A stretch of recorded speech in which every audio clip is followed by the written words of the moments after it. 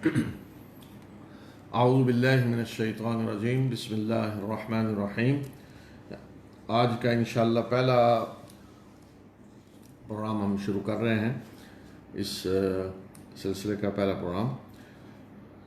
تو انشاءاللہ ہم کوشش کریں گے کہ ترجمہ اور مختصر تفسیر بیان ہو۔ جہاں زیادہ تفسیر کی ضرورت ہوگی کسی موضوع کی تو اس کے لیے انشاءاللہ میں پھر الگ ریکارڈنگ کرا دوں گا، وہ آپ کسی بھی وقت سن سکتے ہیں۔ جو کوئی اہم موضوع ہو کہ جس پہ زیادہ تفصیل سے بات کرنے کی ضرورت ہے تو وہ ایک الگ ضمیمہ کے اس کا ریکارڈ کر دیں گے اور وہ بتا دیں گے آپ کو کہ یہ ضمیمہ ہے، وہ آپ الگ بے شک اس کی تفصیل سننا چاہیں تو سن لیں۔ تو سب سے پہلے میں قرآن کا تعارف کرا دوں کہ یہ رب العالمین کا نازل کردہ کلام ہے۔ روح الامین جبرائیل امین اسے لے کر نازل ہوئے ہیں۔ اللہ کے آخری رسول صلی اللہ علیہ وسلم پہ نازل ہوا ہے، اور نازل کرنے کا مقصد کیا ہے کہ تاکہ اللہ کے رسول صلی اللہ علیہ وسلم لوگوں کو خبردار کر دیں۔ تو اگر ہم مختصراً بتانا چاہیں، کہنا چاہیں کہ مختصر ترین موضوع سمیٹنا چاہیں کہ قرآن کا کیا ہے، تو قرآن حقیقت میں لا الہ الا اللہ کی تشریح ہے۔ اللہ کے ہر رسول کی دعوت کیا ہے؟ لا الہ الا اللہ۔ تو اسی لا الہ الا اللہ کی تشریح پورا قرآن کر رہا ہے، اور اللہ کی ہر کتاب تشریح کر رہی ہے۔ یہ الگ انشاءاللہ میں ایک ضمیمے کے طور پہ آخر میں بتاؤں گا کہ کس طرح قرآن لا الہ الا اللہ ہی کی پوری تشریح ہے۔ تو قرآن اس طرح نازل نہیں ہوا کہ اللہ تعالیٰ نے ایک باقاعدہ کتاب لکھ کر تصنیف کر کے اللہ کے رسول صلی اللہ علیہ وسلم پہ نازل کر دی، پوری کتاب ایک ہی دفعہ نازل ہوگی، نہیں۔ قرآن عام کتابوں کی طرح نہیں ہے جو تصور ہوتا ہے کتاب کا کہ آپ کتاب پڑھنا شروع کرتے ہیں اور اس کے مختلف مضامین ہیں وہ آپ پڑھتے جاتے ہیں۔ قرآن حالات کے ساتھ نازل ہوا ہے، تھوڑا تھوڑا کر کے۔ ایک کشمکش جو برپا ہوئی رسول اللہ صلی اللہ علیہ وسلم کے رسالت کے اعلان کے ساتھ مکہ میں، تو اس کے مطابق پھر تھوڑا تھوڑا کر کے قرآن نازل ہوتا رہا۔ جس طرح کی رسول اللہ صلی اللہ علیہ وسلم کو ضرورت ہوتی تھی اتنا قرآن اس طریقے سے نازل ہوتا، جس طرح کی دعوت کی ضرورت ہوتی تھی اس طریقے سے نازل ہوتا، جو اعتراضات کیے جاتے اس کا جواب دیا جاتا، جو سوال اٹھائے جاتے ان کا جواب دیا جاتا۔ یہ مکی زندگی میں 13 سال اس طرح کشمکش رہی، پھر اسی طرح مدنی زندگی جو ہے وہ پھر بالکل مختلف ہے۔ تو قرآن 2 حصوں میں نازل ہوا، 2 مراحل میں۔ ایک مرحلہ ہے مکی زندگی کا 13 سال، اور دوسرا ہے مدنی زندگی کا۔ تو یہ دونوں کے مضامین الگ الگ ہیں۔ مکی زندگی میں بنیادی جو مضامین ہیں وہ توحید، رسالت اور آخرت ہے، کہ اللہ کے سوا کوئی معبود نہیں، تم نے مرنا ہے، مرنے کے بعد اٹھنا ہے، اللہ کے سامنے پیش ہونا ہے، حساب دینا ہے۔ اس قیامت کی نشانیاں اور اس کے دلائل سارے دیے گئے ہیں، قیامت کے مناظر دکھائے گئے ہیں، اور رسول اللہ صلی اللہ علیہ وسلم کی رسالت کہ آپ اللہ کے رسول ہیں، اس کے دلائل دیے گئے ہیں۔ یہ ہے مکی زندگی میں نازل ہونے والے قرآن کے بنیادی مضامین۔ اور پھر مدنی زندگی کے جو 10 سال ہیں وہ الگ ہیں۔ وہاں پھر شریعت ہے، مسلمانوں کو جس طرح کے احکام کی ضرورت تھی اس طرح کے احکام مسلمانوں کو دیے گئے ہیں۔ وہاں پھر روزے کے احکام ہیں، جہاد کے احکام ہیں، زکوٰۃ کے احکام ہیں، وراثت کا قانون ہے، معاشرتی قانون ہے، معاشی قانون ہے، حلال و حرام کے سارے قوانین دیے گئے ہیں۔ تو مدنی زندگی بالکل الگ ہے۔ وہاں بھی کشمکش ہے، وہاں دشمن بدل جاتے ہیں، وہاں یہودی سامنے آ جاتے ہیں قریش کے ساتھ، اور منافق بھی سامنے آ جاتے ہیں۔ تو اس طرح 2 مرحلے ہیں قرآن کے نزول کے، ایک ہے مکی اور ایک ہے مدنی۔ تو ہجرت کے بعد جو قرآن نازل ہوا وہ سارے کا سارا مدنی ہے، اور ہجرت سے پہلے جو نازل ہوا وہ مکی ہے۔ تو اس طرح ہم ہر صورت کے ساتھ انشاءاللہ بتاتے جائیں گے کہ یہ صورت مکی ہے یا مدنی، اور اس طرح اس صورت کے مضمون کو سمجھنے میں مدد ملے گی۔ تو ہم شروع کرتے ہیں سورہ فاتحہ سے۔ یہ وہ صورت ہے کہ جسے ہم نماز کی ہر رکعت میں پڑھتے ہیں، اور یہ صورت حقیقت میں ایک ترانہ حمد ہے جو ایک اللہ کے فرمانبردار مسلم بندے کے دل سے خود بخود جاری ہونا چاہیے۔ تو اللہ تعالیٰ نے یہ ہمارے منہ میں ڈال دیا ہے، ہمیں بتایا ہے کہ اس طریقے سے میری حمد و ثنا کرو، اس طریقے سے مجھ سے مانگو۔ تو یہ سورت جو ہے جسے ہم ہر نماز میں پڑھتے ہیں، تو یہ بڑی جامع سورت ہے۔ تو اس میں سب سے پہلے تو دیکھیں کہ الحمدللہ رب العالمین، ہر قسم کی تعریفیں اس اللہ کے لیے ہیں جو تمام جہانوں کا رب ہے۔ گویا کہ بندہ غور و فکر کر کے اس نتیجے پہ پہنچا ہے کہ اللہ ہی ہے جو ہر قسم کی تعریفوں کا، شکر کا حقدار ہے۔ یہ خلاصہ ہے بندے کے غور و فکر کا نتیجہ ہے۔ کون؟ اللہ جو رب العالمین، تمام جہانوں کا، پوری یعنی کائنات کا رب ہے۔ رب کا معنی پیدا کرنے والا، پالنے والا، پرورش کرنے والا، نظام چلانے والا، بادشاہ، یہ سب رب کے معنی ہیں۔ اور وہ رحمان اور رحیم ہے، بہت زیادہ رحم کرنے والا، اور جس کی رحمت میں تسلسل ہے، تھوڑی دیر کے لیے نہیں اس میں جوش آتا، وہ اس میں جوش بھی ہے اور تسلسل بھی ہے۔ رحمان و رحیم ہے۔ مالک یوم الدین، وہ جزا و سزا کے دن کا مالک ہے۔ گویا کہ ہم جب یہ کہہ رہے ہیں، ایک بندہ اللہ کے سامنے کھڑے ہو کر جب یہ عہد کرتا ہے تو وہ مان رہا ہے کہ میرا رب وہ ہے جو رحمان و رحیم ہے اور جزا و سزا کے دن کا مالک ہے۔ ایک دن آنے والا ہے جزا و سزا کا، اور اس دن سارے اختیارات رب العالمین کے ہاتھ میں ہوں گے۔ پھر بندگی اور استعانت، ایاک نعبد و ایاک نستعین، ہم تیری ہی عبادت کرتے ہیں اور تجھ ہی سے مدد مانگتے ہیں۔ عبادت، صرف اور صرف تیری عبادت کرتے ہیں۔ اس میں شرک کی ساری جڑیں کٹ جاتی ہیں۔ یہ ہے سب سے بڑی توحید، بندگی کا اقرار، اعتراف۔ ہر روز ہم اللہ کے سامنے کھڑے ہو کر کہتے ہیں ایاک نعبد، ہم صرف اور صرف تیری عبادت کرتے ہیں، کسی اور کی کوئی گنجائش نہیں ہے یہاں، صرف اور صرف تیری عبادت، اور تجھ ہی سے، صرف اور صرف تجھ ہی سے مدد مانگتے ہیں۔ استعانت، مدد طلب کرنا، یہ مدد ظاہر عام اسباب سے ہٹ کے جو مدد ہوتی ہے وہ ہے۔ تو یہاں شرک کی ساری جڑیں کٹ جاتی ہیں کہ عبادت بھی اللہ کے لیے ہے اور استعانت بھی اسی سے ہوگی، اور پھر رہنمائی بھی اسی سے ہم طلب کر رہے ہیں کہ تو ہماری رہنمائی کر، تو ہمیں سیدھے راستے پہ چلا۔ ہم خود سیدھا راستہ نہیں ڈھونڈ سکتے۔ اہدنا الصراط المستقیم، ہمیں سیدھے راستے پہ چلا، یعنی توفیق دے ہمیں سیدھے راستے پہ چلنے کی، ہماری مدد کر سیدھے راستے پہ چلنے کے لیے۔ اور پھر اس سیدھے راستے کی مزید تشریح، وضاحت، وہ سیدھا راستہ کون سا ہے؟ صراط الذین انعمت علیہم، ان لوگوں کا راستہ جن پہ تو نے انعام کیا، جو اس راستے پہ چل کے پہلے انعام پا چکے ہیں۔ وہ کون ہیں؟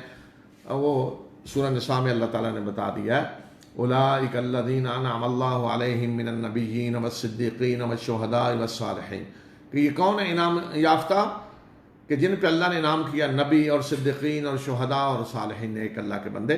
یہ سارے بندے جو اس راستے پہ چل کر انعام پا چکے ہیں، ہمیں ان کے راستے پہ چلنے کی توفیق دے۔ غیر المغضوب علیہم، یہ وہ لوگ ہیں کہ جن پہ نہ تو غضب ہوا ہے ولا الضالین، اور نہ یہ گمراہ ہوئے ہیں۔ یعنی یہ جو انعام یافتہ سیدھے راستے پہ چلے ہیں، نہ اللہ کا غضب ان پہ ہوا ہے اور نہ یہ گمراہ ہوئے ہیں۔ اس کا مطلب کچھ لوگ ہیں جن پہ اللہ کا غضب ہوا ہے، اور وہ آگے آ رہا ہے اسی صورت میں کون ہے جن پہ اللہ کا غضب ہوا ہے اور ہوتا رہے گا قیامت تک، اور ایسے بھی لوگ ہیں جو گمراہ ہوئے ہیں اور قیامت تک گمراہ ہوتے رہیں گے۔ تو یہ وہ جامع صورت ہے جس میں بہت سارے مضامین کو سمو دیا گیا ہے۔ تو یہ عہد بندگی ہے، گویا کہ ہم اللہ کے سامنے کھڑے ہو کر ہر نماز میں اور اس کی ہر رکعت میں اپنے رب سے یہ عہد کرتے ہیں۔ تو اب دیکھیں کہ اسی شعور کے ساتھ، اسی طرح سمجھ کر جب ہم اس صورت کو پڑھ رہے ہوں تو پھر دیکھیں کہ ایک مومن پہ اس کے کیا اثرات مرتب ہوتے ہیں۔ تو یہ ہے سورہ فاتحہ۔ اس کے بعد اگلی صورت ہے سورہ بقرہ۔ سورہ بقرہ مدنی صورت ہے، اور بقرہ اس کا نام رکھا گیا ہے علامت کے طور پہ۔ صورتوں کے دیکھیں جو نام ہیں، ساری آگے صورتیں جو آئیں گی ان کے جو نام ہیں، یہ نام مضمون کے لحاظ سے نہیں ہیں۔ بہت کم صورتیں ہیں کہ جن کا پورا جو مضمون ہے وہی ان کا نام ہے۔ صورتوں کے نام ایک نشانی کے طور پہ رکھ دیے گئے ہیں۔ مثلا یہ ہے سورہ بقرہ، بقرہ کہتے ہیں گائے کو، تو وہ سورت جس میں گائے کا ذکر آیا ہے تو اس کا نام بقرہ رکھ دیا گیا۔ آگے سورت آ رہی آل عمران، جس میں آل عمران کا نام آیا تو اس کا نام سورہ آل عمران رکھ دیا گیا۔ یہ سورت الف لام میم سے شروع ہو رہی ہے۔ الف لام میم ان کو کہتے ہیں حروف مقطعات۔ مقطعات یعنی جو الگ الگ پڑھے جاتے ہیں، جوڑ کر کے نہیں پڑھے جاتے۔ الف الگ پڑھا جاتا ہے، لام الگ، میم الگ۔ اور جب الگ الگ کر کے حروف پڑھے جا رہے ہوں تو ان کا کوئی معنی بن ہی نہیں سکتا۔ کسی بھی زبان کے حروف کو جب آپ جوڑیں گے تو معنی بنے گا، الگ الگ پڑھیں گے تو کوئی معنی نہیں بنے گا۔ تو مثلا الف الگ پڑھیں کوئی معنی نہیں، لام کا الگ کوئی معنی نہیں، میم کا الگ کوئی معنی نہیں۔ تو ان حروف کا کوئی معنی نہیں ہے، نہ بن سکتا ہے، اور نہ ہی اللہ کے رسول صلی اللہ علیہ وسلم سے کسی نے ان کا معنی پوچھا، نہ ایمان لانے والوں نے پوچھا اور نہ کفر کرنے والوں نے پوچھا۔ جو انکار کر رہے تھے انہوں نے بھی نہیں کہا کہ آپ کہہ رہے ہیں جی قرآن اللہ کا کلام ہے اور اس جیسا کلام بنا کے لاؤ، چیلنج قرآن نے کیا تو پھر اس میں یہ حروف کیوں ہیں جن کا کوئی معنی نہیں ہے؟ تو کسی نے اعتراض بھی نہیں کیا۔ تو اس کا مطلب یہ ہے کہ اس وقت اس طرح کے حروف کلام سے پہلے استعمال ہوتے تھے جن کو اس طرح الگ الگ پڑھا جاتا تھا مقطعات، تو یہ کلام میں عربوں کے اس وقت استعمال ہوتے تھے، اس لیے کسی نے اعتراض نہیں کیا۔ تو ایسے ان حروف کے معنی کے پیچھے نہیں پڑنا چاہیے کہ اس کی کھوج میں لگے ان کا معنی بن ہی نہیں سکتا۔ تو لوگ جو اس طرح کے معنی ڈھونڈنے کی کوشش کریں گے وہ وقت ضائع کریں گے اور گمراہ ہوں گے۔ اب اس صورت میں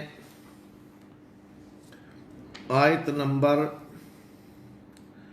20 تک یہ بتایا گیا ہے کہ کون ہیں لوگ جو اس کتاب پہ ایمان لائیں گے، اور کون ہیں جنہوں نے کفر کیا ہے، اور کون ہیں جو منافق ہیں۔ اب مدینہ میں ایک گروہ آ گیا تھا تیسرا۔ مکہ میں مسلمان تھے، مومن تھے، اور کافر تھے، انکار کرنے والے۔ مدینہ میں انکار کرنے والے بھی تھے، قریش بھی تھے کافر، ان کو بھی مخاطب کیا جا رہا تھا۔ اور ایک نیا گروہ آ گیا، وہ کون تھے؟ منافق، جنہوں نے یہ دیکھا کہ ان کے مفادات کا تحفظ اب اس میں ہے کہ وہ اسلام کا اعلان کر دیں، اور اندر سے وہ مسلمان نہیں تھے، مومن نہیں تھے۔ تو اس لیے 3 گروہ بن گئے، ایک وہ جو اس قرآن سے فائدہ اٹھائیں گے، ایمان لائیں گے، اور ایک جنہوں نے کفر کیا ہے، اور ایک ہیں جو منافق ہیں۔ تو جو ایمان لائیں گے وہ کون ہیں؟ وہ بتایا کہ ذالک الکتاب لا ریب فیہ ھدی للمتقین، کہ یہ کتاب الہی ہے، اس کے کتاب الہی ہونے میں کوئی شک نہیں، اور یہ ہدایت ہے متقی لوگوں کے لیے، ڈرنے والوں کے لیے۔ یہ مطلب نہیں کہ دوسروں کے لیے یہ رہنمائی نہیں ہے، یہ کتاب تو ہر ایک کی رہنمائی کر رہی ہے، لیکن اس سے رہنمائی کون حاصل کریں گے، کون اس کی رہنمائی سے فائدہ اٹھائیں گے؟ جو ڈرتے ہیں۔ اور وہ کون ہیں جو متقین ڈرتے ہیں، جو غیب پر ایمان لاتے ہیں۔ اور اس دنیا میں جو سارا امتحان ہے وہ ہے یہ کہ غیب پہ ایمان، جنت، دوزخ، اللہ، آخرت، یہ کسی نے دیکھی نہیں، اس پہ اسی طرح ایمان لانا ہے، یہی امتحان ہے۔ جس دن یہ غیب کا پردہ ہٹ جائے گا، آنکھوں سے ہم دیکھ لیں گے سارے حقائق، جنت، دوزخ، آخرت، تو پھر امتحان ختم ہو جائے گا۔ تو یہاں دنیا میں امتحان ہی ہے کہ غیب پر ایمان لاؤ۔ اللہ کو ہم نے دیکھا نہیں آنکھوں سے، مگر اس کی نشانیاں ہر طرف ہیں، اس کی نشانیوں سے اس کو پہچانو، اس پہ ایمان لاؤ۔ تو یہ غیب پر ایمان کی دعوت ہے۔ یہاں فرمایا متقی وہ ہیں جو غیب پر ایمان لاتے ہیں، اور جو نماز قائم کرتے ہیں، اور جو ہم نے انہیں رزق دیا اس میں سے خرچ کرتے ہیں، اور جو ایمان لاتے ہیں اس پہ جو آپ کی طرف نازل کیا گیا، یعنی یہ قرآن، اور جو آپ سے پہلے یعنی پہلی کتابوں پہ بھی وہ ایمان لاتے ہیں، اور یہی لوگ آخرت پر یقین رکھتے ہیں۔ یہی لوگ ہیں جو اپنے رب کی طرف سے ہدایت پر ہیں، اور یہی فلاح پانے والے ہیں۔ تو یہ بتایا وہ گروہ جو قرآن سے فائدہ اٹھائیں گے، جو ڈرنے والے ہیں۔ دوسرا گروہ جنہوں نے انکار کر دیا ہے کہ وہ لوگ جنہوں نے کفر کیا، ان کے لیے یکساں ہے کہ آپ انہیں خبردار کریں یا نہ کریں، وہ ایمان نہیں لائیں گے۔ اللہ نے ان کے دلوں پہ اور ان کے کانوں پہ مہر لگا دی ہے، اور ان کی آنکھوں پہ پردہ پڑا ہوا ہے، اور ان کے لیے بہت سخت، بہت بڑا عذاب ہے۔ تو یہاں جن کے بارے میں کہا ہے کہ اب آپ انہیں خبردار کریں یا نہ کریں، یہ ایمان نہیں لائیں گے، یہ ان کے سردار تھے بڑے بڑے دشمن۔ عام عوام تو بعد میں ایمان لاتے رہے، تو ان کے بارے میں اللہ تعالیٰ نے بتا دیا کہ یہ اب ان کا حال یہ ہے کہ یہ اب ایمان نہیں لائیں گے. تو اس طرح کے بڑے بڑے جو کٹر دشمن تھے وہ جنگ بدر میں قتل ہوئے، ان کو ایمان لانے کی توفیق نہیں ہوئی.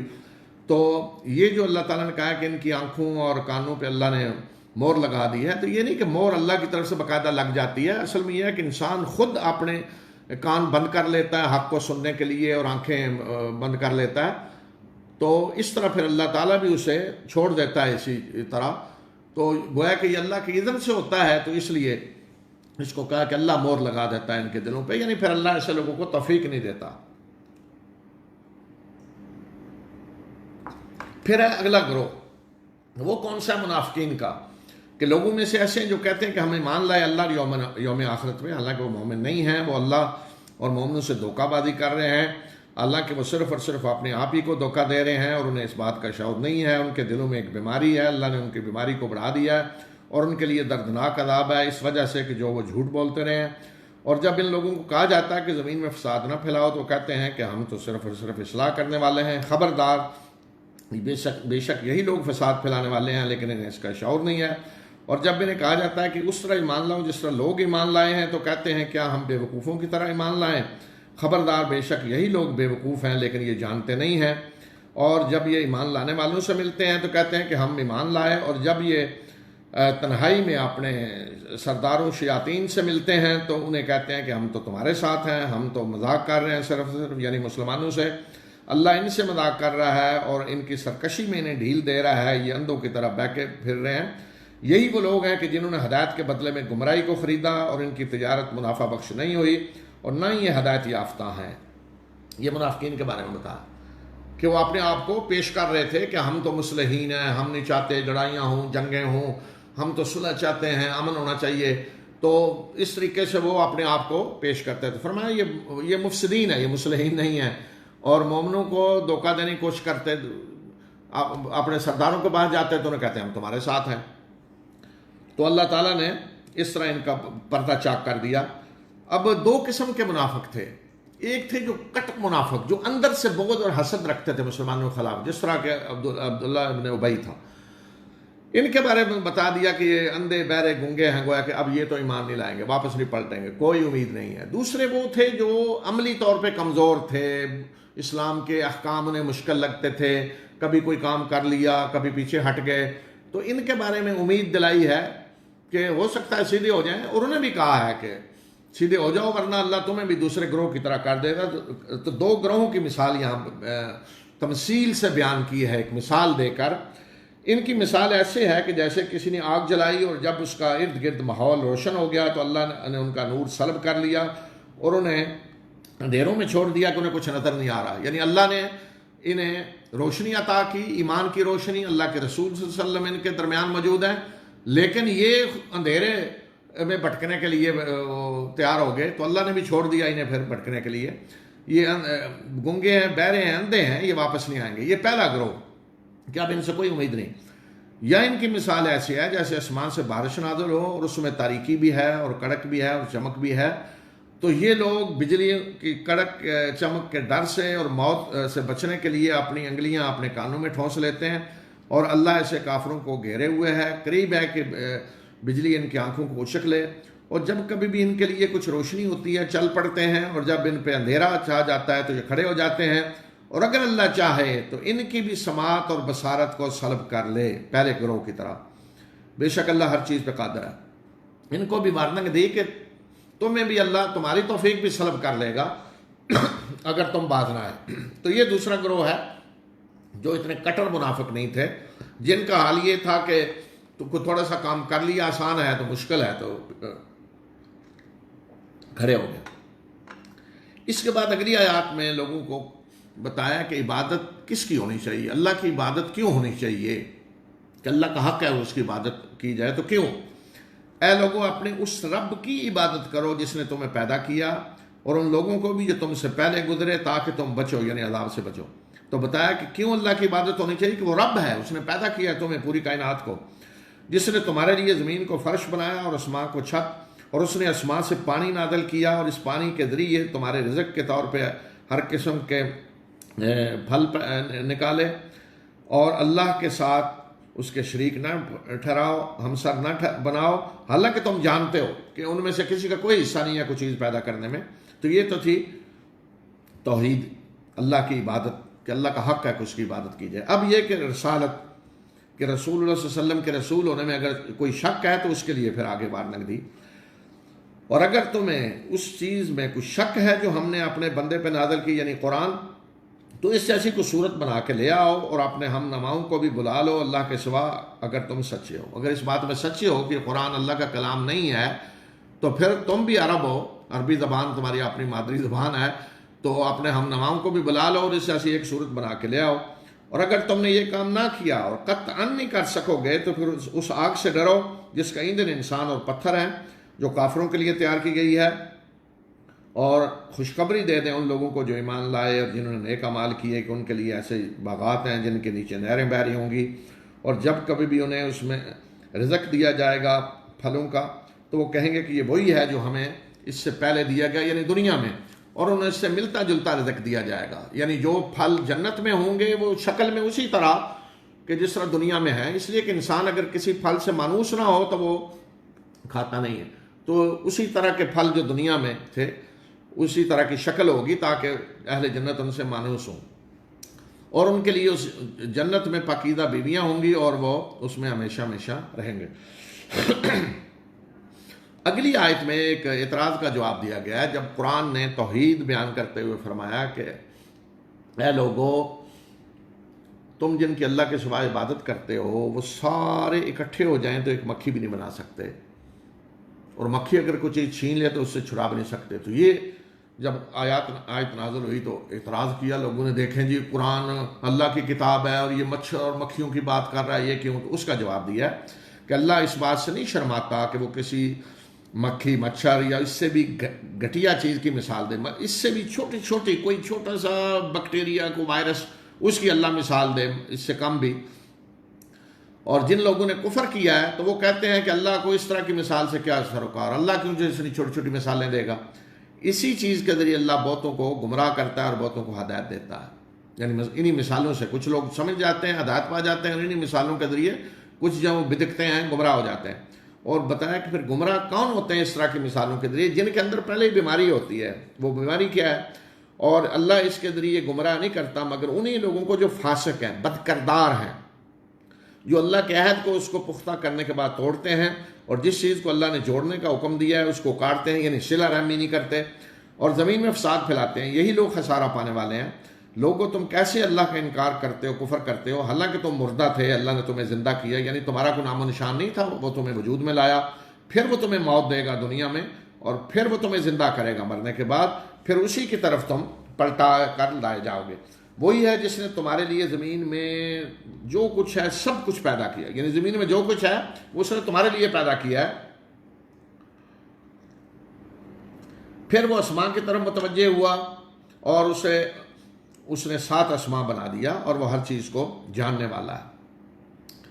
اس کے بعد اگلی جو آیات ہیں یہ تخلیق آدم کا قصہ ہے کہ حضرت آدم کو اللہ تعالیٰ نے جب پیدا کرنے کا پروگرام بنایا تو یہ پلان فرشتوں کے سامنے رکھا کہ میں زمین میں ایک خلیفہ بنانے والا ہوں۔ تو فرشتوں نے کہا کہ کس کو خلیفہ بنائے گا؟ جو فساد پھیلائے گا، خون ریزی کرے گا۔ اب سوال یہ ہے کہ یہ فرشتوں نے کیوں کہا؟ بعض لوگ کہتے ہیں جی جن تھے پہلے اور جنوں کو انہوں نے دیکھا، ٹھیک ہے جن تھے پہلے، یہ بھی ہے، لیکن اصل بات کیا ہے کہ جب اللہ تعالیٰ نے یہ فرمایا خلیفہ میں بنانے والا ہوں، یعنی اسے اختیارات دیے جائیں گے، آزادی دی جائے گی عمل کی، تو اس بات میں فرشتوں نے کہا کہ جب اسے آزادی دی جائے گی، اختیارات دیے جائیں گے، تو اختیارات کا غلط استعمال کر کے وہ خون ریزی کرے گا، فساد پھیلائے گا۔ تو یہ قصہ ہے یہ سارا، میں اس کا ترجمہ پڑھتا سن لیں، پھر میں اس کی مختصر وضاحت کر دوں گا، اور اس پہ الگ زمینہ میں ایک میں بنا دوں گا کیونکہ یہ تفصیل طلب ہے زیادہ۔ اور اس وقت کو یاد کرو جب تمہارے رب نے فرشتوں سے کہا کہ میں زمین میں ایک خلیفہ بنانے والا ہوں، انہوں نے کہا کہ کیا تو اس کو اس میں خلیفہ بنائے گا جو اس میں فساد پھیلائے گا اور خون ریزی کرے گا؟ اور ہم تیری حمد کے ساتھ تسبیح کرتے ہیں اور تیری تقدیس بیان کرتے ہیں۔ اللہ تعالیٰ نے جواب میں فرمایا کہ میں وہ کچھ جانتا ہوں جو تم نہیں جانتے، اور اللہ نے آدم کو سب نام بتلا دیے، پھر اس نے ان ناموں کو فرشتوں کے سامنے پیش کیا اور فرمایا کہ مجھے ان ناموں کے بارے میں بتاؤ اگر تم سچے ہو۔ تو انہوں نے کہا تو پاک ہے، ہمیں تو اس کے سوا کوئی علم نہیں جو تو نے ہمیں سکھلایا ہے، بے شک تو ہی علیم و حکیم ہے۔ پھر اللہ تعالیٰ نے فرمایا کہ اے آدم، انہیں یعنی فرشتوں کو ان ناموں کے بارے میں بتاؤ۔ جب آدم نے انہیں ان ناموں کے بارے میں بتایا تو اللہ تعالیٰ نے فرمایا کہ کیا میں نے تمہیں کہا نہیں کہ میں آسمان و زمین کا غیب جانتا ہوں، اور میں وہ بھی جانتا ہوں جو تم ظاہر کرتے ہو اور وہ بھی جو تم چھپاتے ہو۔ اب دیکھیں فرشتوں نے کیا کہا، خدشہ کیا تھا کہ انسان خون ریزی کرے گا۔ اب نام کیا تھے جو نام اللہ تعالیٰ نے کہا آدم نام بتائیں۔ بعض لوگ کہتے ہیں جی چیزوں کے نام تھے تو چیزوں کے نام سے اس سے کیا فرق پڑتا ہے کہ خون ریزی میں کمی آ جائے گی؟ اصل میں یہ انبیاء کے نام تھے، جتنے انبیاء شروع سے اولاد آدم میں آنے والے تھے، تو پورا منصوبہ اللہ تعالیٰ نے گویا کے سامنے رکھ دیا کہ تم یہ سمجھ رہے ہو کہ میں انسان کو پیدا کر کے اختیارات دے کے ایسے ہی چھوڑ دوں گا اور یہ خون ریزی کرے گا، تباہی مچائے گا، نہیں، بلکہ انبیاء بھیجے جائیں گے۔ دیکھو کتنے انبیاء ہیں، فرشت پوری دیکھو، یہ پورے نبی ہیں، رسول ہیں، یہ آئیں گے مختلف اوقات میں، یہ انسان کی رہنمائی کریں گے۔ تو جب رہنمائی کا انتظام ہوگا تو جو خدشہ تم کہہ رہے ہو یہ نہیں، تو یہ انبیاء کے نام تھے سارے جو اولاد آدم میں آنے والے تھے۔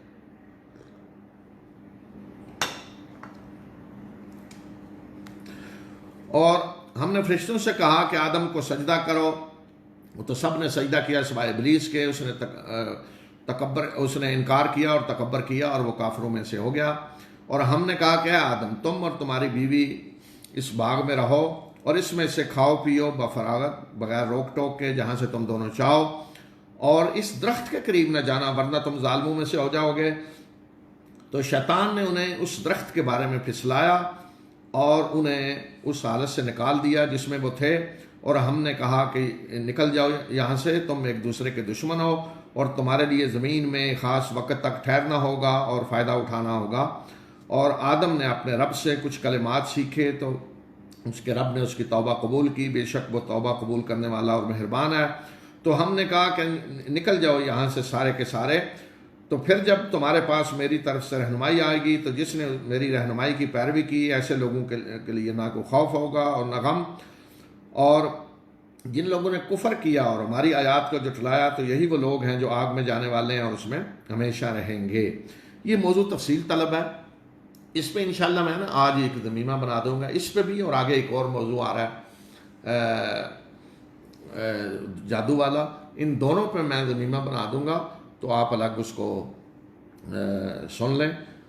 اگر میں یہاں مختصر وضاحت کروں گا تو ممکن اچھی طرح سمجھ نہ آئے، تو میں تفصیل سے اس کو بیان کر دوں گا پورا یہ واقعہ، اور یہ واقعہ قرآن میں 7 جگہوں پہ آیا، آگے بھی آ رہا ہے، تو یہاں ہم تفصیل سے بیان کر دیں گے تو آگے سمجھنے میں آپ کو آسانی ہوگی، صرف ترجمہ ہم کر دیں گے۔ اس کے بعد جو اگلا موضوع ہے وہ ہے بنی اسرائیل، یہودی، بنی اسرائیل، اسرائیل کی اولاد۔ اسرائیل کون ہے؟ حضرت یعقوب کا لقب ہے، تو یعقوب کی اولاد یہودی۔ مدینہ میں جب رسول اللہ صلی اللہ علیہ وسلم تشریف لائے تو مدینہ میں یہودیوں کے 3 قبیلے تھے، بنو نذیر، بنو قینقاع، بنو قریظہ، اور یہ بڑے مذہبی لوگ سمجھے جاتے تھے، انبیاء کی اولاد، ان کے پاس تورات ہے، نبی ہر طرف ان کے آئے، ہر یہودی کسی نہ کسی نبی کی اولاد تھا۔ تو اب مسئلہ یہ تھا کہ یہ کہتے تھے جی ہم مذہبی لوگ ہیں تو یہ اللہ کے رسول آ گئے ہیں، اللہ کے رسول کا یہ انکار کر رہے ہیں، جھٹلا رہے ہیں، تو کیوں؟ پھر ان نے جو اعتراضات کرنے شروع کیے، اور دوسرے عام عربی نے تو بڑا مذہبی سمجھتے تھے، وہ کہتے دیکھیں اگر یہ اللہ کے رسول سچے ہوتے تو یہودی مان لیتے، اور ظاہر ہے اللہ نے ان کے اندر نبی بھیجے، یہ خود نبیوں کی اولاد ہیں، کتاب انہیں دی، شریعت دی، تو پھر اب نئے نبی کی ضرورت کیا تھی؟ ایک یہ سوال تھا، اور نئی شریعت کی ضرورت کیا تھی؟ اور کیا یہودی اب اسی منصب پہ ہیں جس پہ اللہ نے انہیں فائز کیا ہوا تھا، یا اللہ نے انہیں اس منصب سے برطرف کر دیا ہے؟ اور اگر برطرف کیا ہے تو اس کی وجہ کیا ہے؟ تو یہ چیز ہے جو پوری ان آیات میں بتائی گئی ہے کہ اللہ تعالیٰ نے بتایا کہ اس میں کوئی شک نہیں کہ بنی اسرائیل کو ہم نے بڑی عزت دی، فضیلت دی تمام جہان والوں پہ، اس لیے کہ ان میں انبیاء بھیجے، یہ اللہ کی شریعت کے عمل تھے، کتابیں ان میں بھیجی، لیکن جب انہوں نے فساد پھیلایا، اللہ کی نافرمانیاں کی، مسلسل اپنی تاریخ میں انبیاء کو قتل کرتے رہے اور نافرمانیاں کرتے رہے، شریعت کو مذاق بناتے رہے، تو پھر اللہ تعالیٰ نے انہیں اس منصب سے اتار دیا اور ان پہ اللہ نے لعنت کر دی، ان پہ ذلت اور مسکنت مسلط کر دی قیامت تک کے لیے۔ تو اس طرح گویا کہ یہ پورے بنی اسرائیل کے جرائم کی تفصیل ہے جو یہاں بیان کی گئی، اور ساتھ ساتھ اللہ تعالیٰ ان پہ اپنے احسانات کا بھی ذکر کر رہے ہیں کہ دیکھو میں نے تم پہ یہ احسان کیا، تم نے بدلے میں یہ کیا، تم نے فلاں موقع پہ دیکھو یہ جرم کیا، میں نے تمہیں معاف کیا کہ شاید شکر گزار بن جاؤ، لیکن تم پھر بھی بعد نہیں آئے۔ تو اس طرح پوری ان کی یہ تاریخ اللہ تعالیٰ نے بیان کی ہے، اپنے احسانات بھی اور ان کی نافرمانیاں بھی۔ تو یہ ترجمہ سنیں اس کا، اے بنی اسرائیل میری اس نعمت کو یاد کرو جو میں نے تم پہ کی، اور میرے عہد کو پورا کرو، میں تمہارے عہد کو پورا کروں گا۔ یعنی اگر تم میری بندگی کرو گے تو میں بھی تمہیں عزت دوں گا، دنیا میں بھی ترقی تم کرو گے، دنیا میں بھی غالب ہوگے، اور آخرت بھی تمہارے لیے ہے اگر میرے عہد کو، عہد بندگی کو پورا کرو گے۔ اور مجھے سے ڈرو اور ایمان لاؤ اس پہ جو میں نے نازل کیا، یعنی یہ کتاب تصدیق کرنے والی ہے اس کی جو تمہارے پاس ہے، یعنی تورات، اور تم اس کے سب سے پہلے کفر کرنے والے نہ بنو۔ تمہیں تو سب سے پہلے آگے بڑھ کے ایمان لانا چاہیے، تم سب سے پہلے آگے بڑھ کر کفر کر اس کا، اور میری آیات کے بدلے تھوڑی قیمت نہ لو، یعنی تھوڑی قیمت میں میری آیات کو نہ بیچو، اور مجھے سے ڈرو اور حق پہ باطل کا لباس نہ چڑھاؤ اور حق کو نہ چھپاؤ حالانکہ تم جانتے ہو، اور نماز کو قائم کرو اور زکوٰۃ دو اور رکوع کرنے والوں کے ساتھ رکوع کرو۔ کیا تم لوگوں کو نیکی کا حکم دیتے ہو اور اپنے آپ کو بھول جاتے ہو، حالانکہ تم کتاب کی تلاوت کر رہے ہو؟ کیا تم عقل سے کام نہیں لیتے؟ دیکھیں یہ ذکر جو اللہ تعالیٰ نے کیا بنی اسرائیل کا، اور ویسے بھی سب سے زیادہ جو ذکر آیا نا قرآن میں حضرت موسیٰ کا بنی اسرائیل کا، تو یہ ایک مسلمان قوم تھی اس وقت جب انہوں نے حضرت عیسیٰ کا انکار کیا، حضرت عیسیٰ پر ایمان نہیں لائے، تو وہ کفر تھا ان کا، اس سے پہلے یہ مسلمان تھے۔ تو ایک مسلمان قوم جب نافرمانیاں کر رہی تھی اللہ تعالیٰ کی، تو کس طرح اللہ تعالیٰ انہیں مخاطب کر رہا ہے۔ تو یہی کچھ دیکھیں آج ہم بھی کر رہے ہیں کہ آج ہم پہ یہ آیت فیٹ نہیں آتی کہ لوگوں کو نیکی کا حکم دیتے ہو اور اپنے آپ کو بھول جاتے ہو حالانکہ تم کتاب کی تلاوت کرتے ہو، کیا تم عقل سے کام نہیں لیتے؟ اور مدد حاصل کرو صبر اور نماز کے ذریعے، بے شک یہ بہت بھاری ہے مگر ان لوگوں پہ نہیں جو ڈرنے والے ہیں، جو گمان رکھتے ہیں کہ وہ اپنے رب سے ملنے والے ہیں اور اسی کی طرف انہوں نے پلٹ کے جانا ہے، یعنی جنہیں گمان ہے کہ ہم نے مرنے کے بعد اٹھنا ہے، اللہ کے سامنے پیش ہونا ہے، تو ان کے لیے نماز اور یہ چیزیں بھاری نہیں۔ اے بنی اسرائیل یاد کرو میری اس نعمت کو جو میں نے تم پہ کی، اور اس بات کو کہ میں نے تمہیں تمام جہاں والوں پہ فضیلت دی۔ تو دیکھیں اللہ تعالیٰ اعلان کر رہے ہیں کہ میں نے تمہیں فضیلت دی، لیکن اللہ کی طرف سے جو فضیلت کسی کو ملتی ہے کوئی منصب، تو یہ نہیں کہ وہ ٹھیکہ مل گیا ہمیشہ کے لیے جو چاہو کرتے رہو، وہ میرٹ پہ ملتا ہے، اور اگر انسان اس میرٹ پہ پورا نہ اترے، معیار پہ پورا نہ اترے، تو اللہ تعالیٰ اٹھا کے پھینک دیتا ہے، بلکہ اللہ کی لعنت ہوتی ہے اور سزا ملتی ہے۔ ڈرو اس دن سے کہ جس دن کوئی کسی کے کچھ بھی کام نہیں آئے گا، اور نہ کسی سے کوئی شفاعت قبول کی جائے گی، اور نہ کوئی کسی سے بدلہ قبول کیا جائے گا، اور نہ ہی ایسے لوگوں کی کہیں سے مدد کی جائے گی۔ اس دن سے ڈرو جس دن کوئی کسی کے کام نہیں آئے گا۔ تو بنی اسرائیل کی گمراہی کی وجہ یہ تھی کہ وہ سمجھ بیٹھے تھے کہ ہم نبیوں کی اولاد ہیں، ہمیں کوئی سزا نہیں ملے گی۔ اور اس وقت کو یاد کرو کہ جب ہم نے تمہیں آل فرعون سے نجات دی، جو تمہیں بڑا برا عذاب دیتے تھے، تمہارے بیٹوں کو ذبح کرتے اور تمہاری عورتوں کو زندہ رہنے دیتے، اور اس میں تمہارے رب کی طرف سے تمہارے لیے بہت بڑی آزمائش تھی۔ اور اس وقت کو یاد کرو کہ جب ہم نے سمندر کو پھاڑا، کو یاد کرو کہ جب موسیٰ سے ہم نے 40 راتوں کا وعدہ لیا، اور پھر تم نے اس کے یعنی آنے کے بعد بچڑے کو معبود بنا لیا اور تم ظلم کر رہے تھے، پھر ہم نے تم سے درگزر کی اس کے بعد، یعنی اس ظلم کے بعد، شرک کے بعد، تاکہ تم شکر گزار بنو۔ تو یہ اس وقت کی بات ہے جب یہ صحرا سینا میں تھے، اور حضرت موسیٰ کو اللہ تعالیٰ نے کوہ طور پہ بلایا 40 دن کے لیے، اور پیچھے انہوں نے بچڑا بنا کر اس کی پوجا شروع کر دی۔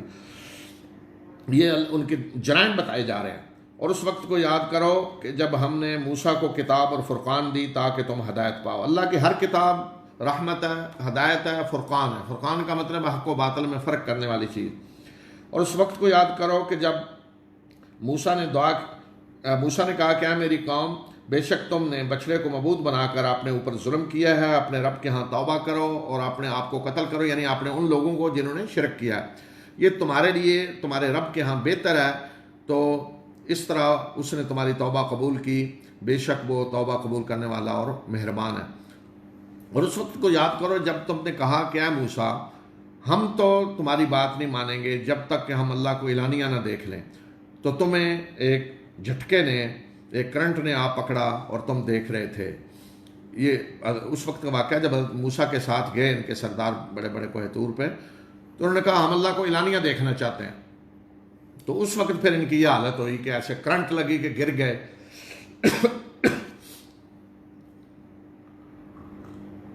یعنی غیب پر ایمان لانے کے لیے تیار نہیں تھے، کہہ رہے تھے اللہ کو ہم نے آنکھوں سے دیکھنا ہے. پھر ہم نے اس موت کے بعد، یعنی اس طرح بے جان گر جانے کے بعد تمہیں اٹھایا تاکہ تم شکر ادا کرو، اور ہم نے تم پہ بادلوں کا سایہ کیا اور تم پر من و سلوہ نازل کیا. کھاؤ ان پاکیزہ چیزوں میں سے جو ہم نے تمہیں رزق دی ہیں. اور انہوں نے ہم پہ ظلم نہیں کیا بلکہ یہ خود اپنے اوپر ظلم کیا کرتے تھے. یہ اس وقت ہے جب مصر سے یہ نکلے ہیں صحرا سینا میں، تو لاکھوں کی تعداد میں قوم ہے، نہ ان کے لیے رہائش کا انتظام ہے، نہ کھانا نہ پینا، کدھر جائیں جی. تو اللہ تعالیٰ نے ایک تو بادل کا سایہ کر دیا ورنہ دھوپ سے مر جاتے، اور من و سلوہ، من ایک دانے تھے جو ہر طرف صبح ہوتے تھے پڑے، اکٹھے کر کے کھا لیتے. سلوہ پرندہ تھا بٹیر کی طرح کا، کثرت سے یہ اس کو آرام سے شکار کرتے کھاتے تھے. یہ رزق اللہ تعالیٰ نے دیا من و سلوہ کہ بغیر کسی تکلیف کے مل رہا ہے، کچھ کرنے کی ضرورت نہیں. ورنہ اگر یہ اللہ کی رحمت نہ ہوتی، نہ بادل کا سایہ ہوتا، نہ من و سلوہ، تو ساری قوم وہیں بھوک سے مر جاتی. اور اس وقت کو یاد کرو جب ہم نے کہا کہ اس بستی میں داخل ہو جاؤ اور کھاؤ اس میں جہاں سے تم چاہو بفراغت، اور دروازے میں یعنی شہر کے دروازے میں سجدہ کرتے ہوئے داخل ہونا، اور حتہ کہتے ہوئے ہم تمہاری خطائیں بخش دیں گے اور بہترین عمل کرنے والوں کو ہم مزید نوازیں گے. تو جنہوں نے ظلم کیا انہوں نے اس بات کو جو انہیں کہی گئی تھی ایک اور بات سے بدل دیا. تو ایسے ظالموں پہ ہم نے آسمان سے عذاب نازل کیا اس وجہ سے کہ وہ فسق و فجور کیا کرتے تھے. شہر میں انہیں حکم ہو داخل ہو جاؤ، یعنی شہر کو فتح کرو، اور داخل ہوتے ہوئے حتہ کا مطلب ہے کہ اللہ معاف کر دے ہمیں، اللہ سے معافی مانگتے ہوئے داخل ہونا، متکبرین کی طرح نہیں. لیکن انہوں نے اس کو دوسری بات سے بدل دیا، دوسرا کلمہ جو اللہ تعالیٰ کو پسند نہیں تھا وہ یہاں نہیں بتایا گیا. تو پھر اللہ نے فرمایا کہ ایسے ظالموں پہ ہم نے آسمان سے عذاب نازل کیا.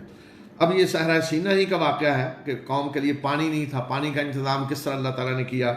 اور اس وقت کو یاد کرو کہ جب موسیٰ نے اپنی قوم کے لیے پانی کی دعا کی تو ہم نے کہا کہ اس پتھر پہ اپنی لاٹھی مار، اور اس سے 12 چشمے پھوٹ پڑے، اور ہر گروہ نے اپنی پانی پینے کی جگہ معلوم کر لی. ہر قبیلے کو ایک چشمہ دے دیا گیا، 12 قبیلے تھے بنی اسرائیل کے، تاکہ پانی پہ لڑائی نہ ہو. کھاؤ اور پیو اللہ کے رزق میں سے اور زمین میں فساد نہ پھیلاتے پھرو. اور اس وقت کو یاد کرو کہ جب تم نے کہا کہ اے موسیٰ ہم ایک ہی طرح کے کھانے پہ صبر نہیں کر سکتے، اپنے رب سے دعا کریں کہ وہ ہمارے لیے زمین کی پیداوار میں سے ترکاریاں اور کھیرا اور ککڑی اور گیہوں اور لہسن اور پیاز اور دالیں پیدا دے. یعنی اللہ سے دعا کریں کہ یہ ہمیں ساری چیزیں ملیں، ہم ایک کھانا من و سلوہ کھا کر تنگ آ گئے ہیں. تو موسیٰ نے جواب میں کہا کہ کیا تم اس چیز کو جو کم تر ہے اس سے بدلنا چاہتے ہو، جو بہتر ہے، من و سلوہ سے بدلنا چاہتے ہو ان چیزوں کو؟ جاؤ، چلے جاؤ کسی شہر میں، تو جو مانگ رہے ہو وہاں تمہیں مل جائے گا. کسی شہر میں جا بسو، جو کچھ مانگ رہے ہو مل جائے گا. اور ان پر ذلت اور محتاجی اور بے بسی مسلط کر دی گئی، اور یہ اللہ کے عذاب میں گر گئے. اور یہ اس وجہ سے ہوا کہ یہ مسلسل اللہ کی آیات کا انکار کیا کرتے تھے اور نبیوں کو ناحق قتل کیا کرتے تھے. اور یہ اس وجہ سے ہوا کہ انہوں نے نافرمانی کی اور یہ حد سے تجاوز کرتے تھے، مسلسل اللہ کی حدوں کو توڑتے تھے. اب یہ نہیں مطلب کہ یہ جو کہا ہے یہاں کہ ان پر مسلط کر دی گئی ذلت اور مسکنت کہ فوراً وہیں اسی دوران جب یہ سوال کر رہے تھے اس وقت، یہ پوری ان کی تاریخ کے بعد نتیجہ نکلا. آخر میں اللہ تعالیٰ نے یہ فیصلہ کر دیا کہ ان پہ ذلت اور مسکنت،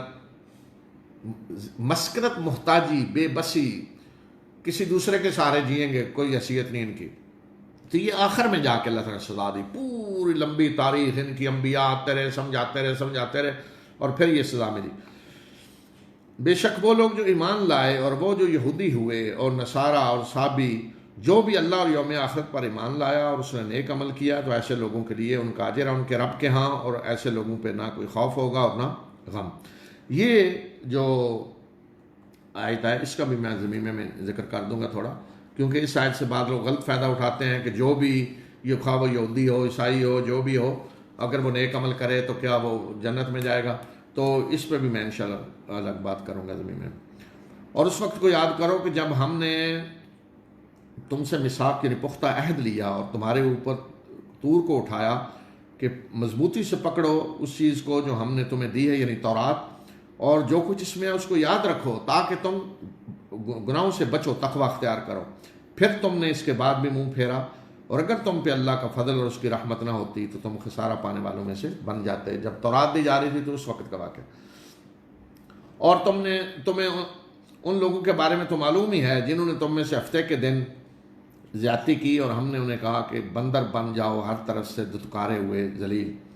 یہ آگے آ رہا ہے واقعہ سورہ اعراف میں، بنی اسرائیل کا وہ قبیلہ کہ جنہوں نے ہفتے کے دن کے قانون کو توڑا تھا، تو وہاں انشاءاللہ اس کو ہم تفصیل سے بیان کریں گے۔ اور ہم نے انہیں آگے آنے والوں کے لیے اور پچھلوں کے لیے نشانہ عبرت بنا دیا اور نصیحت متقی لوگوں کے لیے۔ اور اس وقت کو یاد کرو کہ جب موسیٰ نے اپنی قوم سے کہا کہ اللہ تمہیں ایک گائے ذبح کرنے کا حکم دیتا ہے، تو انہوں نے کہا کہ کیا تو ہم سے مذاق کر رہا ہے؟ تو موسیٰ نے کہا کہ میں اللہ کی پناہ مانگتا ہوں اس بات سے کہ میں جاہلوں میں سے ہو جاؤں، یعنی اللہ کا رسول اللہ کے نام پہ مذاق کرے کہ اللہ نے تمہیں حکم دیا ہے، مذاق ہے۔ تو انہوں نے کہا کہ اپنے رب سے ہمارے لیے یہ دعا کریں کہ وہ ہمیں واضح کر کے بتائے کہ وہ گائے کس طرح کی ہو۔ تو موسیٰ نے کہا کہ اللہ فرماتا ہے کہ وہ گائے ایسی ہو کہ نہ بچڑی ہو نہ بوڑھی، اس کے درمیان کی عمر کی ہو، تو جو تمہیں حکم دیا جا رہا ہے وہ کرو۔ انہوں نے کہا کہ اپنے رب سے دعا کریں کہ وہ ہمارے لیے واضح کرے کہ گائے کا رنگ کیسا ہو۔ تو موسیٰ نے کہا کہ اللہ فرماتا ہے کہ وہ گائے زرد رنگ کی ہو اور اس کا رنگ شوخ ہو، دیکھنے والوں کو خوش کر دے۔ تو انہوں نے کہا کہ اپنے رب سے پوچھیں کہ وہ وضاحت کرے کہ وہ گائے کیسی ہو، یہ گائے تو ہم پہ مشتبہ ہوگی ہے، اور اگر اللہ نے چاہا تو ہم صحیح راستے کو پا لیں گے۔ تو موسیٰ نے کہا کہ یہ گائے ایسی ہو جس سے کوئی خدمت نہ لی جاتی ہو، نہ ہل جوتی جاتی ہو، نہ زمین کو پانی دیتی ہو، اور یہ صحیح سالم ہو، اس میں کوئی عیب نہ ہو۔ انہوں نے کہا کہ اب تو ٹھیک بات لے کر آیا ہے، اور انہوں نے اس کو ذبح کر دیا، حالانکہ وہ ذبح کرنے کے قریب نہیں تھے، یعنی کوئی چاہتے نہیں تھے لیکن بالآخر کر دیا۔ تو یہ وہ سوال ہیں جس سے اللہ تعالیٰ نے منع کیا کہ بنی اسرائیل کی طرح کے سوال نہ کرو، اور جس سے اللہ کے رسول صلی اللہ علیہ وسلم نے بھی منع کیا ہے جی، کہ مثلاً ان کو کہا کہ جی گائے ذبح کرو، تو کوئی بھی گائے لے کے ذبح کر دیتے، لیکن انہیں جان چھڑانے کے لیے بھی جی پہلے بتائیں گے گائے کی عمر کیسی ہو، پھر گائے کا رنگ کیسا ہو، پھر فلاں، تو وہ اللہ تعالیٰ جواب دیتا گیا، تو پھنستے گئے۔ تو اس طرح کے سوالوں سے رسول اللہ صلی اللہ علیہ وسلم نے منع کیا تھا۔ اور خصوصاً جب قرآن نازل ہو رہا، اب تو قرآن نازل ہو گیا ختم، اب کوئی اگر سوال کرتا ہے جس طرح کے بھی کرے، لیکن اس وقت رسول اللہ صلی اللہ علیہ وسلم نے منع کیا۔ تو بہرحال اس طرح کے سوال جو بال کی کھال اتارنے والے ہوں ان کا کوئی فائدہ نہیں ہوتا۔ اور اس وقت کو یاد کرو کہ جب تم نے ایک جان کو قتل کیا اور تم ایک دوسرے پہ اس کا الزام لگا رہے تھے، اور جو تم چھپا رہے تھے اللہ اس کو نکالنے والا تھا، تو ہم نے کہا اس گائے کے ایک گوشت کے ایک حصے کو اس لاش سے مارو، اور اس طرح اللہ مردوں کو زندہ کرتا ہے اور تمہیں وہ اپنی نشانیاں دکھاتا ہے تاکہ تم عقل سے کام لو۔ تو یہ جو گائے ذبح کرنے کا حکم تھا یہ اسی وجہ سے تھا کہ ایک شخص قتل ہوا اور ہر قبیلہ دوسرے پہ الزام لگا رہا تھا، قریب تھا کہ خانہ جنگی شروع ہو جاتی۔ تو اللہ تعالیٰ نے حکم دیا گائے ذبح کرو، اور اس گائے کے گوشت کو اس مقتول کے جسم سے ٹکراؤ تو وہ زندہ ہو کر بتائے گا اس کا قاتل کون ہے۔ تو یہ ایک معجزہ تھا اللہ کے رسول صلی اللہ علیہ وسلم موسیٰ کی موجودگی میں، تو اس طرح پتہ چل گیا قاتل کون ہے۔ پھر اس کے بعد بھی تمہارے دل سخت ہو گئے، یعنی اتنی بڑی نشانی دیکھنے کے بعد تو یہ پتھر کی طرح ہو گئے، بلکہ اس سے بھی زیادہ سخت۔ بے شک پتھروں میں سے تو ایسے بھی ہیں جو پھٹتے ہیں تو ان سے نہریں جاری ہو جاتی ہیں، اور ایسے بھی ہیں جو پھٹتے ہیں اور ان سے پانی نکلتا ہے، اور ایسے بھی ہیں جو اللہ کی خشیت سے گر پڑتے ہیں، یعنی پتھر بھی اس طرح نہیں ہے جس طرح تمہارے دل ہیں، اور جو کچھ تم کر رہے ہو اللہ اس سے غافل نہیں ہے۔ پھر مسلمانوں کو مخاطب کیا کہ کیا تم امید رکھتے ہو کہ یہ تمہاری باتیں مان لیں گے، یعنی ایمان لے آئیں گے؟ حالانکہ ان میں سے ایک فریق ایسا بھی رہا ہے کہ جو اللہ کے کلام کو سنتے رہے ہیں اور پھر اس کو سمجھنے کے بعد اس میں تحریف کرتے ہیں، اور وہ جانتے بوجھتے سننے کے بعد سمجھنے کے بعد اس کے مفہوم کو بدلتے ہیں، تعریف کرتے ہیں، اور جب یہ ایمان لانے والوں سے ملتے ہیں تو کہتے ہیں ہم ایمان لائے، اور جب یہ آپس میں ایک دوسرے سے ملتے ہیں تو آپس میں ایک دوسرے کو کہتے ہیں کہ کیا تم مسلمانوں کو ان چیزوں کی خبر دے رہے ہو جو اللہ نے تمہارے لیے کھولی ہیں، یعنی تمہاری شریعت میں تمہیں بتائی ہیں، تاکہ تمہارے رب کے ہاں تم سے بحث کریں، اللہ کے ہاں جا کر بتائیں کہ انہوں نے تو یہ ہمیں بتایا تھا، کیا تم عقل سے کام نہیں لیتے؟ آپس میں ایک دوسرے کو بتاتے ہیں کہ اپنے راز مسلمانوں کو نہ بتاؤ جا کر۔ کیا یہ یعنی یہودی جانتے نہیں ہیں کہ اللہ جانتا ہے جو یہ چھپاتے ہیں اور جو یہ اعلانیہ کرتے ہیں؟ اور ان میں سے کچھ امی ان پڑھ ہیں جو کتاب کو نہیں جانتے سوائے چند آرزوؤں کے، اور وہ کچھ گمان ہیں جو کرتے ہیں، یعنی جنہیں کتاب کا کوئی پتہ نہیں، صرف یہ کہ جی ہم نے جنت میں جانا ہے، جنت ہمارے لیے مخصوص ہے، ہم اللہ کے بیٹے ہیں، چہتے ہیں، انہیں کتاب میں سے اتنی چیزوں کا پتہ ہے۔ تو تباہی ہے ان لوگوں کے لیے جو کتاب کو اپنے ہاتھوں سے لکھتے ہیں پھر کہتے ہیں کہ اللہ کی طرف سے ہے تاکہ اس کے بدلے تھوڑی قیمت لیں، یعنی فتوے بیچتے ہیں، لکھ کر دیتے ہیں اللہ کا حکم ہے، اللہ کا نہیں ہے۔ ہلاکت ہے ان کے لیے اس وجہ سے جو کچھ ان کے ہاتھوں نے لکھا، اور ہلاکت ہے ان کے لیے اس وجہ سے جو یہ کماتے ہیں، جو پیسہ لیتے ہیں۔ اور یہ کہتے ہیں یہودی کہ ہمیں آگ نہیں چھوئے گی سوائے گنتی کے چند دنوں کے۔ ان سے پوچھیں کہ کیا تم نے اللہ سے کوئی عہد لیا ہوا ہے؟ اگر تو عہد لیا ہوا ہے تو اللہ اپنے عہد کی خلاف ورزی نہیں کرے گا، لیکن دکھاؤ کہاں ہے عہد؟ کیا تم اللہ کی طرف منسوب کر کے وہ کچھ کہتے ہو جو جانتے نہیں ہو؟ تو بدقسمتی سے وہی عقیدہ آج ہمارا مسلمانوں کا بھی آ گیا ہے کہ مسلمانوں نے جنت میں جانا ہے، کوئی مسلمان جہنم میں نہیں جائے گا، اور اگر جائے گا تو چند دن رہ کے آ جائے گا۔ تو اسی وجہ سے آج اللہ کا خوف ختم ہو گیا مسلمانوں میں۔ تو یہی چیز یہودیوں کے ہاں تھی، ان کا بھی عقیدہ تھا اور آج بھی ہے، وہ کہتے ہیں کوئی یہودی جہنم میں نہیں جائے گا، اور اگر کوئی گیا بہت زیادہ گناہ گار تو چند رہ کر نکل آئے گا۔ تو اس کے جواب میں اللہ تعالیٰ نے فرمایا بلا، بلکہ کیوں نہیں، جس نے بھی برائی کی اور اس کی برائی ہی اس کا اوڑھنا بچھونا بن گئی، اس کی برائی ہی نے گھیر لیا اس کو، تو یہی وہ لوگ ہیں جو آگ میں جائیں گے اور وہ ہمیشہ رہیں گے، خواہ وہ اپنے آپ کو مسلمان کہہ رہے ہوں، یہودی ہوں، کچھ بھی ہوں، جن کا اوڑھنا بچھونا برائی ہے، فرمایا وہ جہنم میں جائیں گے۔ اور وہ لوگ جو ایمان لائے اور جن نیک اعمال کیے تو یہی وہ لوگ ہیں جو جنت میں جائیں گے اور وہ اس میں ہمیشہ رہیں گے۔ اور اس وقت کو یاد کرو کہ جب ہم نے بنی اسرائیل سے پختہ عہد لیا تم اللہ کے سوا کسی کی عبادت نہیں کرو گے، یہ وہی عہد جو آج اس قرآن میں مسلمانوں سے بھی ہے کہ اللہ کے سوا کسی کی عبادت نہیں کرو گے، والدین کے ساتھ احسان کرو گے اور قرابت داروں کے ساتھ اور یتیموں اور مسکینوں کے ساتھ، اور لوگوں کو اچھی بات کہو گے، اور نماز قائم کرو اور زکوٰۃ دو، اور پھر تم اس سے پھر گئے سوائے تم میں سے تھوڑے سے لوگوں کے، سب پھر گئے، اور تم ابھی بھی منہ موڑے ہوئے ہو، یعنی قرآن کے نزول کے وقت بھی ابھی بھی پھرے ہوئے اسے۔ اور اس وقت سے کو یاد کرو کہ جب ہم نے تم سے پختہ عہد لیا کہ تم آپس میں ایک دوسرے کے خون نہیں بہاؤ گے اور نہ اپنے لوگوں کو ان کے گھروں سے نکالو گے، پھر تم نے اقرار کیا، تم گواہ بنے اس بات کے، اور پھر تم یہی وہ لوگ ہو کہ جو اپنے لوگوں کو، اپنے یہودیوں ہی کو قتل کرتے ہو اور انہیں ان کے ایک گروہ کو، اور تم اپنے ایک گروہ کو ان کے گھروں سے نکالتے ہو اور زیادتی اور گناہ کے ساتھ ان کے خلاف دشمنوں کی مدد کرتے ہو، اور جب وہ تمہارے پاس قیدی بن کر آتے ہیں تو پھر تم فدیے دے کے چھڑاتے ہو انہیں، حالانکہ ان کا گھروں سے نکالنا ہی تم پر حرام ہے۔ کیا تم اللہ کی کتاب کے کچھ حصے پہ ایمان لاتے ہو اور کچھ کا انکار کرتے ہو؟ تو کیا سزا ہے ایسے لوگوں کی تم میں سے جو یہ کام کریں، یعنی اللہ کے کتاب کے کچھ حصے کو مانیں، کچھ کا انکار کریں؟ کیا سزا ہے تم میں سے ان لوگوں کی جو یہ کام کریں، سوائے رسوائی کے دنیا کی زندگی میں بھی، اور قیامت کے دن ایسے لوگ سخت عذاب کی طرف لوٹائے جائیں گے، اور جو کچھ تم کر رہے ہو اللہ اس سے غافل نہیں ہے۔ یہ یہودیوں کی پوری تاریخ ہے، یہ جو اللہ تعالیٰ فرما رہا ہے تمہیں یہ کہا، اور تمہیں مسلسل انبیاء آتے رہے اور وہ انہیں اللہ کا پیغام پہنچاتے رہے، سمجھاتے رہے، یہ ظلم نہ کرو، یہ نہ کرو، لیکن یہ مسلسل کر رہے تھے۔ تو اس لیے اللہ تعالیٰ فرما رہا ہے تمہیں ہم نے یہ کہا، انبیاء کے ذریعے مسلسل انبیاء آ رہے تھے۔ یہی وہ لوگ ہیں کہ جنہوں نے دنیا کی زندگی کو آخرت کے بدلے خرید لیا، اور ان کے عذاب میں کوئی تخفیف نہیں کی جائے گی۔ یہی وہ لوگ ہیں کہ جنہوں نے دنیا کی زندگی کو، جنہوں نے آخرت کو بیچ دیا دنیا کے بدلے میں، یعنی دنیا کو ترجیح دی ہے آخرت پہ۔ یہی وہ لوگ ہیں کہ جن کے عذاب میں کوئی تخفیف نہیں کی جائے گی اور نہ ہی ان کی کوئی مدد کی جائے گی۔ اور ہم نے موسیٰ کو کتاب دی اور اس کے بعد مسلسل رسول بھیجے، اور ہم نے عیسیٰ ابن مریم کو واضح نشانیاں دیں یعنی معجزات، اور اس کی روح القدس یعنی جبریل امین کے ذریعے مدد کی۔ تو کیا ایسا نہیں ہوا کہ جب کبھی بھی تمہارے پاس کوئی رسول آیا وہ چیز لے کر جو تمہاری خواہشات نفس کے خلاف تھی تو تم نے تکبر کیا تو ایک گروہ کو تم نے جھٹلایا اور ایک گروہ کو تم قتل کرتے رہے. یہودیوں کہا جا رہا ہے کہ رسولوں کو کسی کو جھٹلایا کسی کو قتل کیا. اور یہ کہتے ہیں کہ ہمارے دل محفوظ ہیں، یعنی ہمارے دل پکے ہیں، ان پہ کوئی اثر نہیں ہوتا، کوئی ہمیں یہودیت سے نہیں نکال سکتا. تو جواب میں اللہ تعالیٰ نے فرمایا کہ بلکہ اللہ نے ان کے کفر کی وجہ سے لعنت کر دیا ان پہ، تو یہ کم ایمان لاتے ہیں.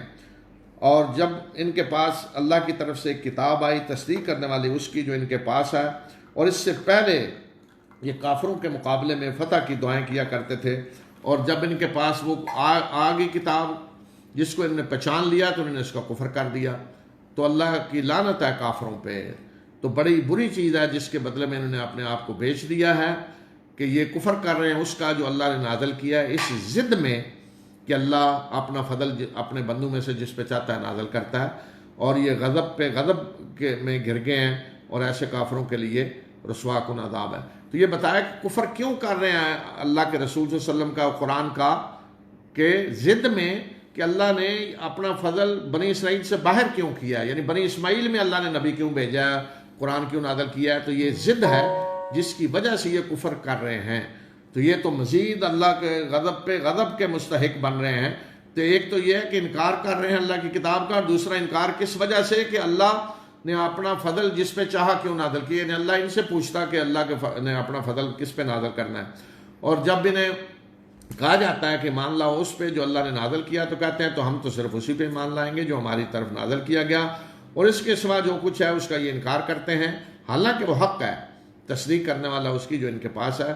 کہہ دیجئے کہ اگر یہ بات ہے کہ تم اسی پہ مان لاتے ہو جو تمہاری طرف نازل کیا گیا، تو پھر انبیاء کو تم اس سے پہلے کیوں قتل کرتے رہے ہو؟ اگر تم مومن ہو، جو تمہارے ہی اندر نبی آئے تھے بنی اسرائیل کے، ان کو کیوں قتل کرتے رہے ہو؟ اور تمہارے پاس موسیٰ واضح نشانیاں لے کر آئے، اور پھر تم نے اس کے بعد بچڑے کو معبود بنا لیا، اور تم ظالم تھے. اور اس وقت کو یاد کرو کہ جب ہم نے تم سے پختہ عہد لیا اور تمہارے اوپر طور کو اٹھایا اور کہا کہ مضبوطی سے پکڑو جو ہم نے تمہیں دیا ہے اور سنو. تو انہوں نے کہا، یعنی ان کے بڑوں نے اس وقت، کہ ہم نے سنا اور نافرمانی کی. زبان سے کہا سنا اور عملاً نافرمانی کی. اور ان کے دلوں میں بچڑے کی محبت رچ بس گئی ان کے کفر کی وجہ سے، گویا کہ ان کے خون میں شامل ہوگی وہ بچڑے کی محبت جو سامری نے بنایا تھا. کہہ دیجئے کہ انتہائی بری وہ چیز ہے جس کا تمہارا ایمان تمہیں حکم دیتا ہے اگر تم مومن ہو. اگر یہ ایمان ہے تمہارا تو بڑا برا ایمان ہے. کہہ دیجئے کہ اگر آخرت کا گھر خاص ہے تمہارے لیے اللہ کے ہاں دوسرے لوگوں کو چھوڑ کر، تو پھر موت کی تمنا کرو اگر تم سچے ہو. اگر تم کہتے ہو جو ہم نے جنت میں جانا ہے، جنت ہمارے لیے بک ہے، تو پھر تو تمہیں مرنے کی جلدی ہونی چاہیے، شہادت کی تمنا ہونی چاہیے. جی تو اللہ تعالیٰ فرما رہے ہیں اس کے جواب میں کہ یہ کبھی بھی موت کی تمنا نہیں کریں گے، اس وجہ سے کہ جو اپنے ہاتھوں یہ آگے بھیج چکے ہیں، اپنی کمائیاں ہیں جو ان کی. اور ایسے ظالموں کو اللہ جانتا ہے. اور تم انہیں یعنی یہودیوں کو سب سے زیادہ زندگی کا حریص پاؤ گے، سب سے زیادہ یہ زندہ رہنا چاہتے ہیں. مشرکوں سے بھی زیادہ یہ موت سے ڈرتے ہیں، اس لیے کہ جو انسان سب سے زیادہ زندہ رہنے کا حریص ہو تو وہ موت سے ڈرے گا. ان میں سے ہر ایک یہ چاہتا ہے کہ کاش کہ اسے 1000 سال زندگی دے دی جائے، اور اگر 1000 سال ان میں سے کسی کو دے بھی دی جائے تو وہ بھی اسے آگ سے عذاب سے بچانے والی نہیں بن سکتی. اگر 1000 سال بھی زندگی مل جائے تو وہ آگ عذاب سے تو نہیں بچائے گی، جانا تو پھر بھی جہنم میں ہے. اور جو کچھ یہ کر رہے ہیں اللہ اسے دیکھ رہا ہے. اب جواب دیا ان کے ایک اعتراض کا. یہودی کہتے تھے کہ نبوت تو بنی اسرائیل میں آنی تھی، لیکن جبرائیل سے ہماری کو دشمنی ہے، تو یہ جبرائیل نے دشمنی کی وجہ سے نبوت بنی اسرائیل میں بھیج دی. تو اس کا جواب اللہ تعالیٰ نے دیا ہے. ان سے پوچھیں کہ جو دشمن ہو جبرائیل کا تو اسے معلوم ہونا چاہیے کہ جبرائیل نے تو آپ کے دل پہ، یعنی نبی صلی اللہ علیہ وسلم کو کہا جا رہا کہ جبرائیل نے تو آپ کے دل پہ یہ قرآن نازل کیا ہے اللہ کے اذن سے، تصدیق کرنے والا اس کی جو اس سے پہلے ہے، اور ہدایت اور خوشخبری ہے مومنوں کے لیے. یعنی جبرائیل نے اپنی مرضی سے نازل کر دیا ہے، جبرائیل نے تو اللہ کے اذن سے کیا ہے.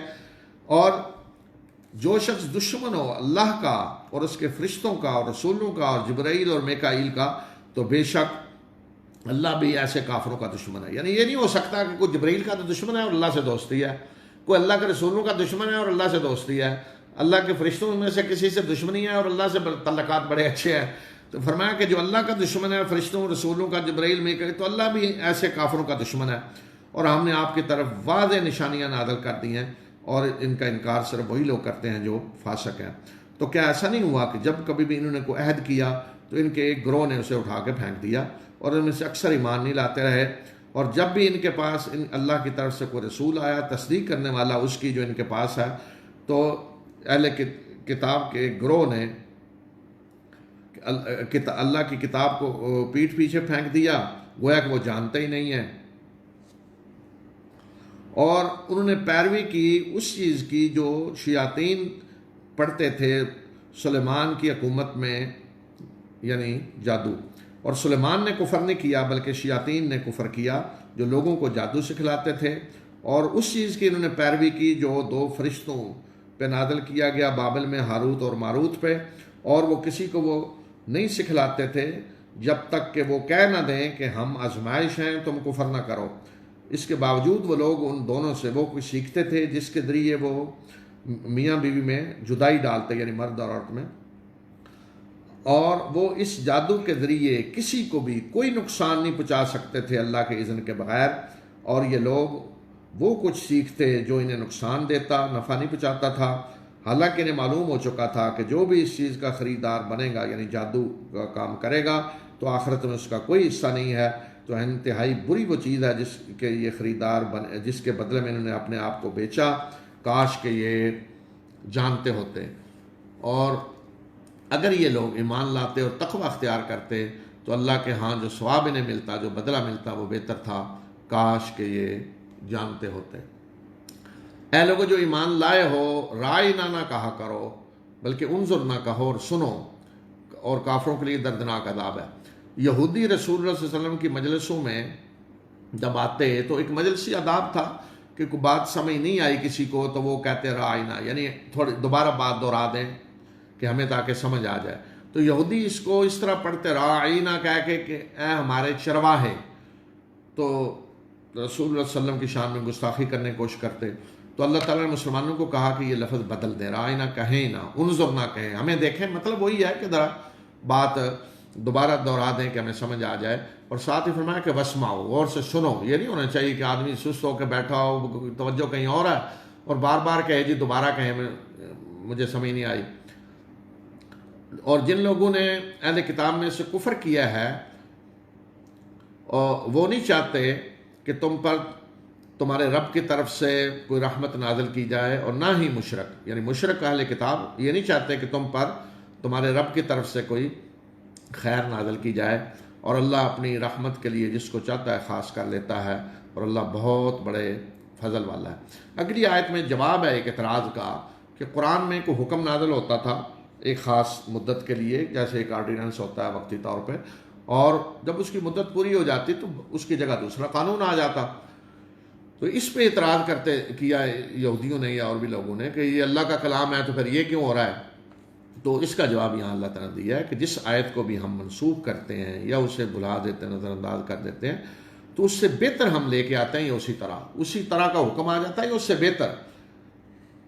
کیا تمہیں معلوم نہیں کہ اللہ ہر چیز پہ قدرت رکھتا ہے؟ یعنی وہ بادشاہ ہے، جس طرح کے چاہے قوانین لائے۔ کیا تم جانتے نہیں ہو کہ آسمان و زمین کی بادشاہی اللہ کی ہے، اور اللہ کے مقابلے میں تمہارا کوئی ولی اور مددگار نہیں ہے؟ کیا تم چاہتے ہو کہ اپنے رسول سے اس طرح کے سوال کرو جس طرح کے سوال اس سے پہلے موسیٰ سے کیے گئے؟ یہ پچھلے سوال جو گائے والا تھا۔ اور جس نے ایمان کو کفر سے بدلا تو وہ صحیح راستے سے پھٹک گیا، یعنی ایمان لا کر پھر اس طرح کے سوال کر کے کافر بن گیا۔ اور اہل کتاب میں بہت سارے لوگ یہ چاہتے ہیں کہ کاش کہ تمہیں ایمان کے بعد کفر کی طرف لوٹا دیں، یہ ان کے دلوں میں جو حسد ہے اس کی وجہ سے، اس کے بعد جو ان کے سامنے حق وعدے ہو چکا ہے۔ تم درگزر کرو، معاف کر دو یہاں تک کہ اللہ کا فیصلہ آ جائے، بے شک اللہ ہر چیز پہ قدرت رکھنے والا ہے۔ یعنی یہ شرارتیں جو کریں آپ نے حسد کی وجہ سے، تو ان سے درگزر کرو جب تک اللہ کا فیصلہ نہیں آ جاتا، اور نماز قائم کرو اور زکوٰۃ دو، اور جو بھی تم اپنے لیے آگے بھیجو گے، یعنی آخرت کے لیے کوئی عمل کرو گے تو اللہ کے ہاں اسے پاؤ گے، آخرت میں تمہارے سامنے آ جائے گا وہ، بے شک جو کچھ تم کرتے ہو اللہ اسے دیکھ رہا۔ اور یہ کہتے ہیں کہ جنت میں کوئی نہیں داخل ہوگا سوائے اس کے جو یہودی ہو یا نصرانی ہو۔ یہ ان کی آرزویں ہیں، کہہ دیجئے کہ لاؤ اپنی دلیل اگر تم سچے ہو. یعنی یہودی کہتے ہیں کہ جنت میں صرف یہودی داخل ہوں گے، اور عیسائی کہتے ہیں کہ صرف عیسائی داخل ہوں گے. تو فرمایا کہ ان کی آرزویں ہیں، تو لاؤ اپنی دلیل اگر تم سچے ہو. تو کہاں اللہ نے تمہیں یہ بتایا کہ صرف یہودی داخل ہوں گے یا عیسائی داخل ہوں گے؟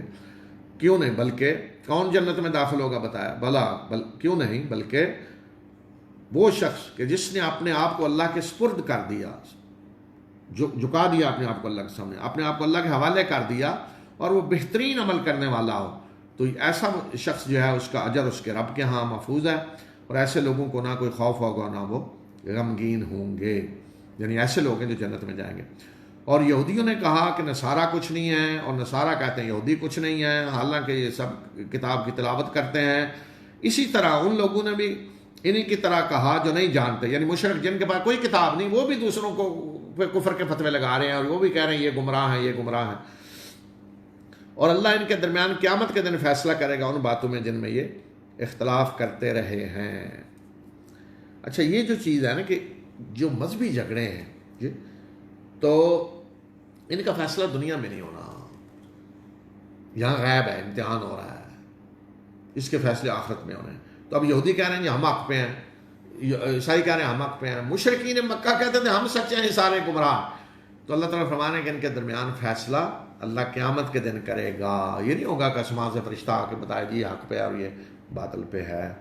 تو آج اسی پہ ہم ختم کرتے ہیں انشاءاللہ. باقی میں نے جو زمین میں کہا ہے وہ تو میں بنا دوں گا، اور اس کو بھی آپ الگ سن لیں. وآخر دعوانا الحمدللہ رب العالمین.